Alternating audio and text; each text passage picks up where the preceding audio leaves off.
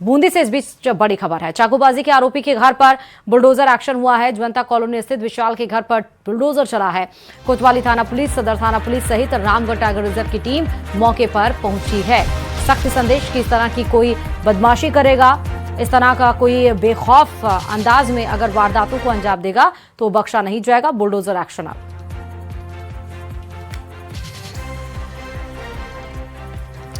ज्यादा जानकारी के साथ संवाददाता भवानी हमारे साथ इस खबर पर ग्राउंड जीरो से जुड़े हुए हैं। भवानी, मेरी आवाज अगर आपको मिल रही है तो मुझे बताइए कि चाकूबाजी के आरोपी पर अब बुलडोजर एक्शन शुरू हो चुका है। एक सख्त संदेश यहां पर दे दिया गया है। भवानी, बिल्कुल, देखिए ये कहा जा सकता है कि उधार सिगरेट नहीं देने पर जो दुकानदार पर ऊपर चाकू से हमला किया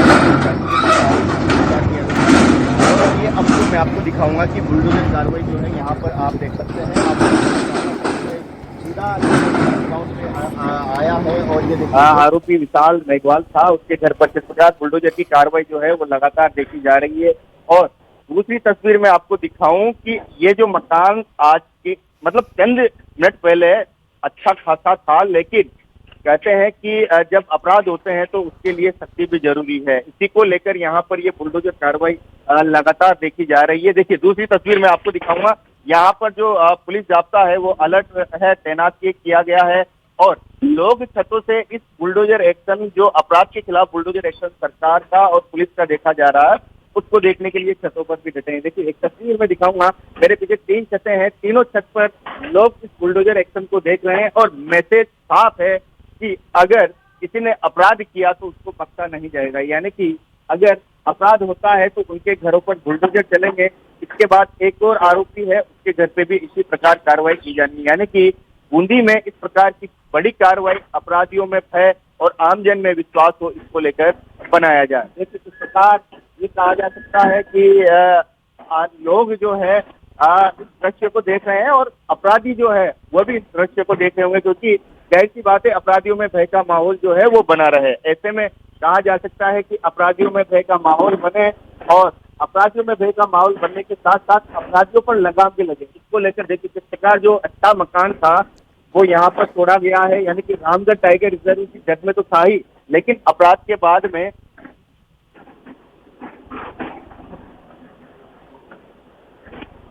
वो बहुत कर रहा है यार।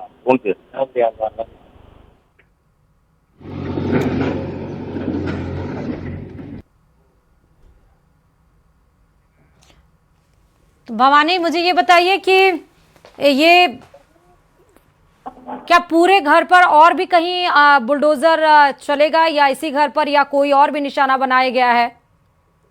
बिल्कुल, देखिए 2 आरोपी है, उनके घर पे ये बुलडोजर चलना है, जो रामगढ़ की जद में भी है और चाकूबाजी के आरोपी भी है। ऐसे में अपने आप में कहा जा सकता है कि जीरो टॉलरेंस यहाँ पर नीति लागू की जाती है और अपराधियों में भय बना रहे। देखिए, किस प्रकार अभी कुछ ये कहा जा सकता है कि कुछ देर पहले की जो तस्वीरें और अब ये जो अच्छा मॉडल नुमा मकान बना हुआ था वो आरोपी विशाल मेघवाल का था, अब उसको जीर्ण शीर्ण कर दिया गया। यानी कि बुलडोजर एक्शन के बाद में देखिए किस प्रकार यहाँ पर जो पुलिस फोर्स है उसको भी तैनात किया गया। सुरक्षा के मद्देनजर यहाँ पर 3 थाना अधिकारी खुद मौके पर मौजूद है और ये कहा जा सकता है कि दूसरी छोर पर लोगों की भीड़ भी मैं आपको दिखा दूं। देखिए, किस प्रकार लोग इस दृश्य को देख रहे हैं कि आरोपी अगर कोई इस प्रकार का कांड करते हैं तो उन्हें बख्शा नहीं जाएगा। पुलिस अधीक्षक अवनीश कुमार शर्मा, अतिरिक्त पुलिस अधीक्षक संजय सिंह और भवानी, अच्छा ये बताइए कि ये जो विशाल के घर पर बुलडोजर चल रहा है, वारदात क्या था? चाकूबाजी की कितनी घटनाएं ये कर चुका है जो इसके बाद अल्टीमेटली ये बुलडोजर एक्शन करना पड़ा? बिल्कुल, देखिए आदतन अपराधी है, ऐसे में बुलडोजर एक्शन का जो पुलिस प्रशासन और जो रामगढ़ टाइगर रिजर्व है उन्होंने फैसला लेते हुए इस पर एक्शन दिखाया है और इस प्रकार की घटनाएं आगे से नहीं हो, अन्य अपराधियों में भी भय का माहौल बने और उनको ये सख्त संदेश है कि अगर कोई वारदात करेंगे तो उनके घर पर इसी प्रकार से बुलडोजर एक्शन होगा। देखिए, किस प्रकार इस बुलडोजर एक्शन को हम आपको दिखा रहे हैं, क्योंकि महज एक सिगरेट उधार देने के एवज में इस प्रकार चाकू गोद देना और चाकू गोदने के बाद में जो दुकानदार है उसका अभी भी जो गंभीर अवस्था में कोटा में इलाज चल रहा है। यानी कि कहा जा सकता है कि बड़ी घटना यहाँ पर हुई, उसका अंजाम बड़ा हो रहा है। क्या ये एक्शन करने से पहले अल्टीमेटम दिया गया था?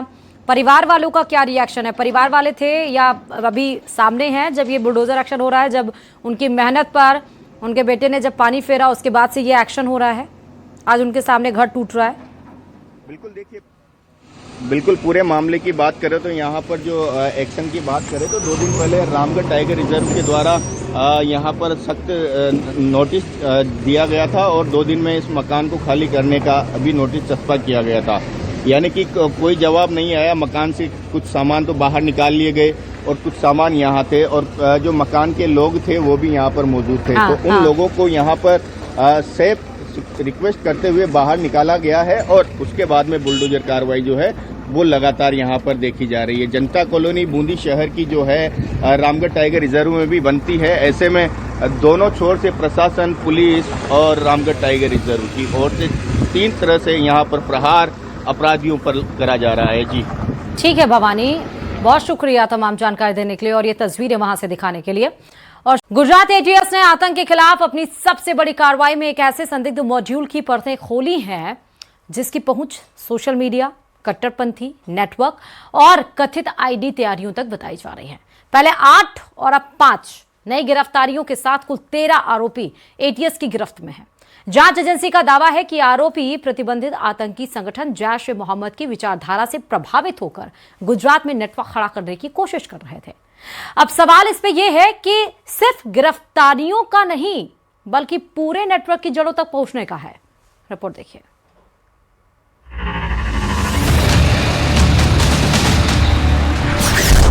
आतंक के विरुद्ध गुजरात एटीएस का मेगा ऑपरेशन। सोशल मीडिया से आईईडी तक साजिश का नेटवर्क। गुजरात एटीएस का मिशन, आतंक की जड़ पर प्रहार। आतंक के खिलाफ गुजरात एटीएस की एक कार्रवाई सिर्फ कुछ गिरफ्तारियों तक सीमित नहीं है, बल्कि एक ऐसे कथित नेटवर्क की कहानी है जो चुपचाप अपनी जड़ें मजबूत कर रहा था। सोशल मीडिया पर संपर्क, कट्टरपंथी विचारधारा का प्रचार, विस्फोटक बनाने की कथित तैयारी और युवाओं को प्रभावित करने की कोशिश। जांच एजेंसी के मुताबिक इन सभी कड़ियों ने मिलकर एक खतरनाक मॉड्यूल की तस्वीर सामने रखी है। पहले 8 आरोपियों की गिरफ्तारी के बाद पूछताछ से मिले सुरागों ने जांच को नई दिशा दी और अब 5 और संदिग्धों की गिरफ्तारी के साथ पूरा मामला और गंभीर हो गया है। एटीएस की जांच में सामने आया है कि गिरफ्तार आरोपी साल 2023 से कथित तौर पर आईडी बनाने के तरीके सीख रहे थे।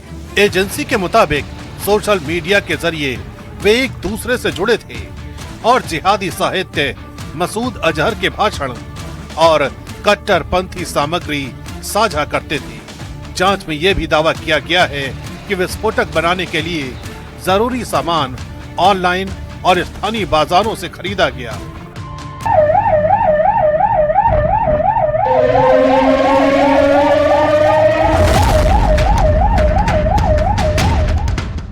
आरोप है कि इसके लिए किसी बड़े फंडिंग नेटवर्क पर निर्भर रहने के बजाय आरोपी अपनी ही बचत का इस्तेमाल कर रहे थे ताकि किसी को भी उन पर शक न हो। इस पूरे मामले का सबसे चौंकाने वाला पहलू सिद्धपुर के खड़ियासन गांव से सामने आया। एटीएस के मुताबिक गिरफ्तार मोहम्मद अयूब कड़ीवाला अपने घर की छत और गांव के सुनसान इलाके में कथित तौर पर आईडी और विस्फोटकों के परीक्षण करता था। आरोप है कि टाइमर वॉच की मदद से इन परीक्षणों को अंजाम दिया जाता था ताकि किसी को भनक भी न लगे। अब फॉरेंसिक और तकनीकी टीमें हर उस जगह की जांच कर रही हैं जहां कथित तौर पर विस्फोटक परीक्षण किए गए।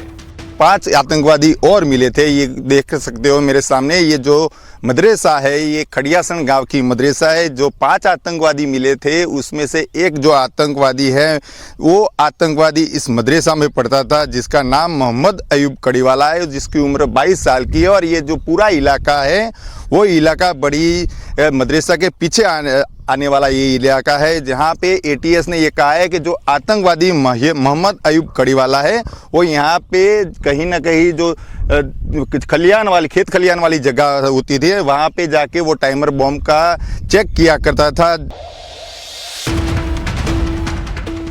जांच एजेंसी के मुताबिक गिरफ्तार आरोपियों के कब्जे से जैश ए मोहम्मद का झंडा, जिहादी साहित्य, मसूद अजहर को लिखा गया पत्र, विस्फोटक बनाने के लिए इस्तेमाल होने वाला सामान और करीब 1,30,000 रुपए नकद बरामद हुए हैं। एटीएस का दावा है कि कई आरोपी युवाओं को कट्टरपंथ की ओर प्रेरित करने की कोशिश कर रहे थे। एजेंसी अब इस बात की तह तक पहुंचना चाहती है कि क्या ये सिर्फ वैचारिक नेटवर्क था या गुजरात में भी किसी बड़ी आतंकी साजिश की तैयारी की जा रही थी। इन लोग जो है ना देश के विरोध में ये काम कर रहे थे और ये किसी को पता नहीं था। यहाँ पर मदरसे में जब मैं उनसे मिला तब जाकर के पता चला कि जो है ना मामला तो अभी जो है ना हम लोग के पास में भी इतना है कि आए तब जाकर के हमने जाना कि ये मामला अपने यहाँ पर जो है ना इस संस्था के अंदर में से ये बना और जो पढ़ाने वाला जो शिक्षक यानी मौलवी, जो इसके अंदर में एक मौलवी भी है।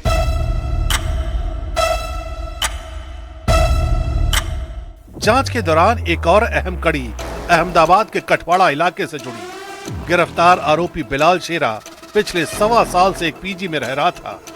होटल मालिक के मुताबिक वो रोज नौकरी पर जाने की बात कहकर निकलता था, लेकिन छुट्टी के दिन घंटों लैपटॉप पर बैठकर काम करता था। को गिरफ्तार करने में गुजरात एटीएस को सफलता मिली है। गुजरात एटीएस ने सिद्धपुर के आसपास से गांव से 5 लोगों को गिरफ्तार किया गया है। उसमें से जो एक आरोपी है बिलाल आबिद शेरा, वो अहमदाबाद के कठवाड़ा की एक होटल में रहता था। होटल दिव्या पैलेस में वो रहता था। रूम नंबर 212 में उसके जो एक मित्र था उसके साथ में यहाँ पे रहता था। पहले वो यही होटल में 215 नंबर की रूम में रहता था, बाद में यहाँ पे 212 में शिफ्ट हुआ था। जो होटल के मालिक है उनका कहना है कि बिलाल जो सुबह में चला जाता था और एक जो प्राइवेट कंपनी में काम करता था वो ऐसा बोल रहा था। बाहर से उसकी जिंदगी बिल्कुल सामान्य दिखाई देती थी, लेकिन एटीएस अब उसके डिजिटल रिकॉर्ड, संपर्कों और कथित नेटवर्क की बारीकी से जांच कर रही है। एजेंसी मानती है कि सामान्य जीवन की आड़ में ये नेटवर्क लगातार एक्टिव था। तो सलमान का केवल एक इसका ठीक 2 साल से 2 लोगों के साथ रहता था, ठीक है, साल भर से रह रहा है। मैं साधारण हमारे यहाँ पर साधारण की तरह रहता था। सुबह जाता, शाम को आता और तो छुट्टी के दिन पर रूम में पड़ा रहता था। लैपटॉप में अपना काम करता, नमाज वमाज पढ़ता, वो करता। उसके बाद उसकी कोई एक्टिविटी हमने नहीं पाई थी।